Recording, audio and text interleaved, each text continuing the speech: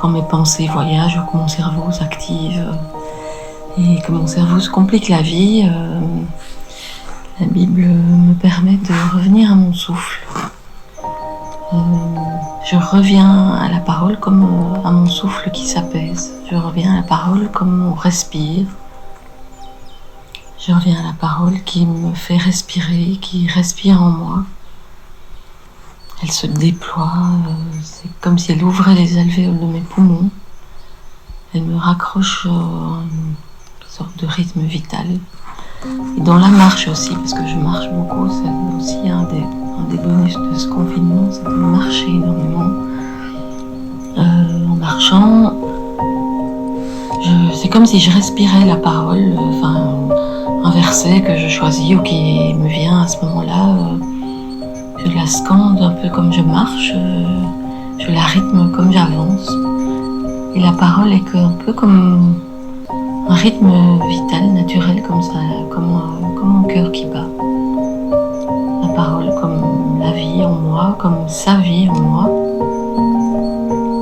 Sa parole qui s'insinue dans ma vie, qui me fait vivre plus. Sa parole qui est mon souffle,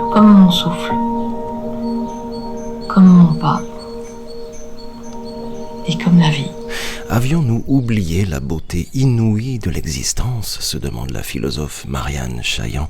Voici venus des nouveaux mots, des pensées ébranlées, des émotions désordonnées, le besoin de toucher, la nécessité de jouer, la soif de vivre. Ainsi, la contagion du virus s'est étendue, dit-elle, à tous nos champs. Notre temps s'est dilaté et nous, privés de l'effervescence du quotidien, libérés de la tension et de la concentration exigée par les menues actions de la vie ordinaire, nous aurons peut-être pu saisir l'occasion de réapprendre à être et à agir avec sens.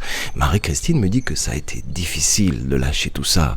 Ses enfants étaient inquiets pour eux, pour elle, mais peu à peu, passées les frustrations, une fulgurance a gagné sa pensée. Qu'est-ce que ça fait du bien de ne pas se sentir obligé de faire ci ou ça. Alors forcément au début je m'étais fait un peu une liste mentale. Alors, il faudrait faire ci ou ça, ranger ça, trier ça, avoir lu ça ou ça.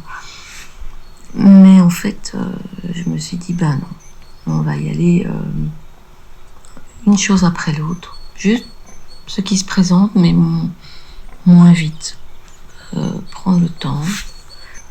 Voilà, prendre soin de ceux qui m'entourent et avec qui j'étais confinée, avec qui je le suis toujours. Il y a les perspectives économiques qui sont inquiétantes en tant que libraire, de me dire, oui, on a loupé combien de ventes, on a loupé combien de semaines, combien de chiffres. Et puis en même temps, c'est les sentiments qui reprenaient le dessus. Tel client, tel collègue que j'aimerais revoir. Ah oui, lui, je pense à lui, elle, je pense à elle, à son sourire ou son regard. Voilà, elle... Ça m'aurait fait du bien de la voir, ou je m'inquiète pour elle, ou je voudrais bien lui demander comment il va. Donc voilà, plein de relations qui semblent professionnelles et puis en fait dont on se rend compte qu'elles sont, tout en étant professionnelles, très humaines et très importantes. Donc voilà, on sera content que tout ça, tout doucement, s'améliore et qu'on puisse retrouver les visages, les yeux au-dessus des masques.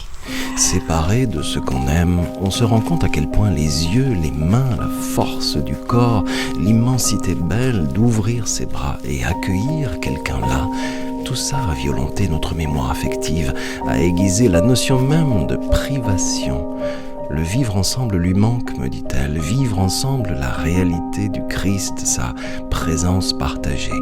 Dans l'évangile de Jean, Marie-Christine a trouvé ces quelques mots où cette mémoire du don inouï de Dieu s'est trouvée en elle une demeure réelle et soudain magnifiée.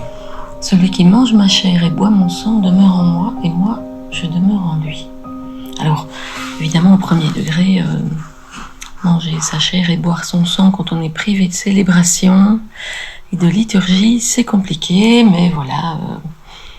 Et donc, je pourrais un peu transformer cette phrase dans ces jours-ci en « Celui qui désire manger ma chair et désire boire mon sang demeure en moi, et moi, je demeure en lui. » Je suis quelqu'un à qui ce manque de célébration fait fait beaucoup. Mais cette parole vraiment me rassure de dire, ah ben voilà, tu en as envie. On n'est pas en communauté, on n'est pas dans la célébration comme d'habitude. Mais le fait de le vouloir et de se mettre en présence, en fait, d'avoir envie comme si on se retrouvait vraiment dans ces moments-là, eh bien, on demeure ensemble. Ce mot demeure déjà dans le confinement, le fait de demeurer. Il y a toute la sécurité, l'aspect refuge, bien-être. Et finalement, je me dis, ben oui, c'est le plus beau cadeau, en fait. C'est un peu comme un refuge, cette demeure qu'on peut emmener partout. On est partout en lui, il est partout en nous, quoi qu'il arrive, quelles que soient de nouveau les frustrations, les privations, les contradictions matérielles, les inquiétudes. Et de se dire que le Seigneur demeure en nous, donc il est bien dans mon cœur, et je peux être bien dans le sien. C'est vraiment le Dieu qui se fait proche, le Dieu qui est venu près de nous. Et ça nous rappelle ce cadeau, cette humanité de Dieu et un petit peu de la divinité qu'il promet à l'homme. Ça me parle beaucoup.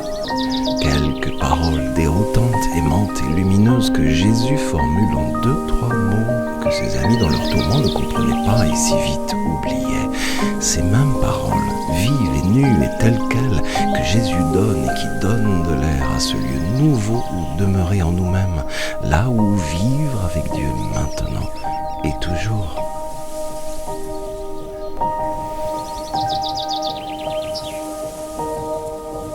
Attention, la Bible peut faire gravement du bien à la santé. Elle ne contient ni diluants, ni agents toxiques, ni substances allergènes.